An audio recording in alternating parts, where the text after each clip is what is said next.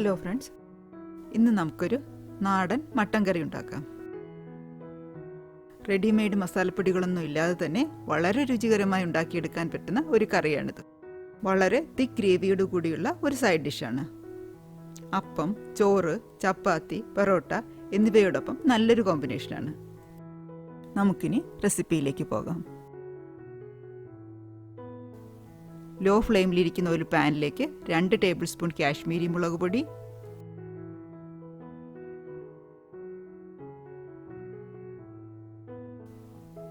3 table spoon മല്ലിപ്പൊടി, 1 teaspoon മുളക് പൊടി, 1 ടീസ്പൂൺ മഞ്ഞൾപ്പൊടി എന്നിവ ഇട്ടിട്ട് 1.5 മിനിറ്റോളം വറുക്കുക. വളരെ ചെറിയ ചൂടിൽ മാത്രമേ ഇത് വറുക്കാവൂ. ഇത് കരിഞ്ഞു പോയാൽ കറിക്കൊരു കയ്പ്പ് ഉണ്ടായേക്കും. കറിക്കുള്ള മസാലക്കൂട്ട് റെഡിയായിട്ടുണ്ട്. തണുക്കാനായി മറ്റൊരു പാത്രത്തിലേക്ക് മാറ്റുക.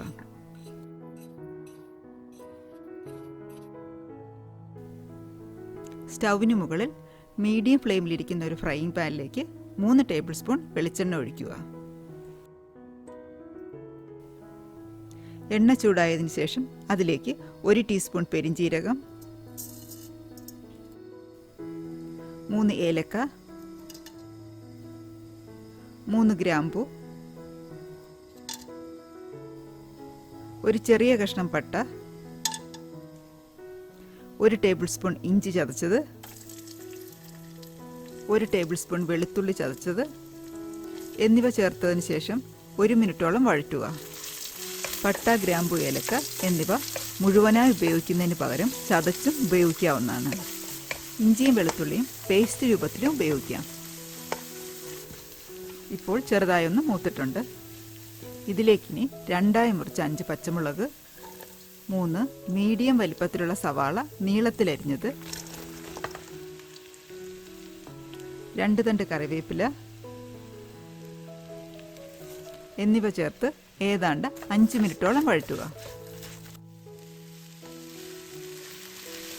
ആദ്യമായി ഈ ചാനൽ കാണുന്നവർ ദയവായി സബ്സ്ക്രൈബ് ചെയ്യാൻ മറക്കരുത്.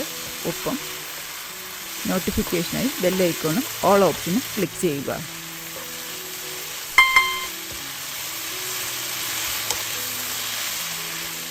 ഇതിലേക്ക് 3 ചെറിയ തക്കാളികൾ നീളത്തിലരിഞ്ഞത് ചേർക്കുക. 3 മിനിറ്റോളം നന്നായി വഴറ്റുക. 3 ചെറിയ തക്കാളികൾക്ക് പകരമായി ഒരു വലിയ തക്കാളി ഉപയോഗിക്കാവുന്നതാണ്.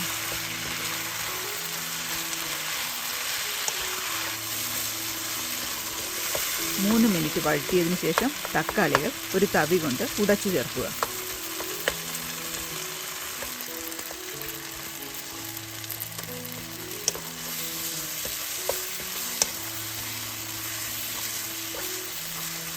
ഉള്ളിയും തക്കാളിയും ഒക്കെ ഇപ്പോൾ ഇവിടെ നല്ലതുപോലെ വഴറ്റിയെടുത്തിട്ടുണ്ട്. ഇനി ഇതിലേക്ക് 1 ടേബിൾ സ്പൂൺ ഉപ്പിട്ടതിന് ശേഷം 1.5 കിലോ മട്ടൻ ചേർക്കുക. നല്ലതുപോലെ കഴുകി വൃത്തിയാക്കിയ മീഡിയം വലിപ്പത്തിലുള്ള കഷ്ണങ്ങളാണിത്. നമ്മൾ നേരത്തെ തയ്യാറാക്കി വെച്ചിരുന്ന മസാലക്കൂട്ടും 1 ടീസ്പൂൺ ഗരം മസാലയും ചേർത്ത് നല്ലതുപോലെ ഇളക്കി യോജിപ്പിക്കുക.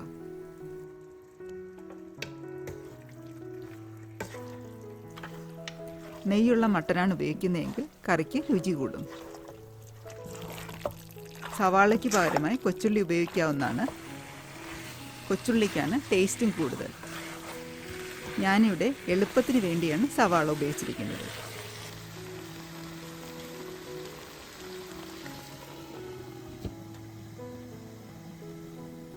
ഒരു മൂടി കൊണ്ട് അടച്ചതിന് ശേഷം 5 മിനിറ്റ് വേവിക്കുക.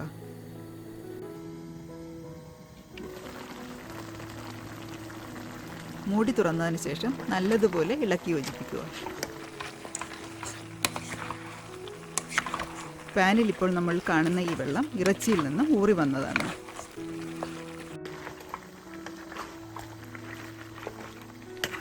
ഇറച്ചി കഷ്ണങ്ങൾ വേഗത്തിൽ വേവുന്നതിനായി ഇനിയൊരു കുക്കറിലേക്ക് മാറ്റാം.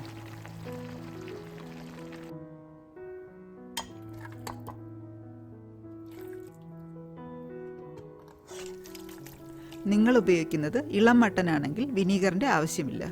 ഇതല്പം മൂപ്പ് കൂടിയ മട്ടനായതിനാൽ ഞാൻ ഇതിലേക്ക് 1 ടീസ്പൂൺ വിനീഗർ ഒഴിക്കുന്നു. കുക്കറിൻ്റെ അടിക്ക് പിടിക്കാതിരിക്കാനായി ഇതിലേക്ക് ഇനി 2 കപ്പ് ചൂടുവെള്ളം കൂടി ചേർക്കുക.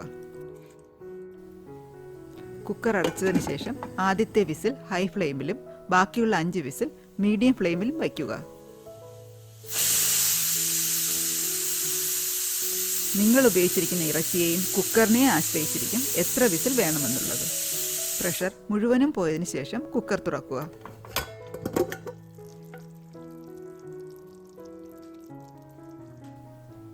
ഇതിലേക്ക് 1/4 ടീസ്പൂൺ ഉലുവ വറുത്തു പൊടിച്ചത്,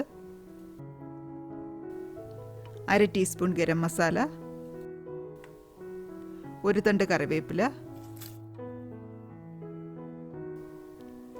1 ടീസ്പൂൺ വെളിച്ചെണ്ണ എന്നിവ ചേർത്തതിന് ശേഷം നല്ലതുപോലെ ഇളക്കി യോജിപ്പിക്കുക. ഉപ്പ് നോക്കിയിട്ട് പാകത്തിന് ചേർക്കാവുന്നതാണ്. ഗ്രേവിയുടെ തിക്നെസ് നിങ്ങൾക്ക് ഇപ്പോൾ തിളപ്പിച്ച് അഡ്ജസ്റ്റ് ചെയ്യാവുന്നതാണ്.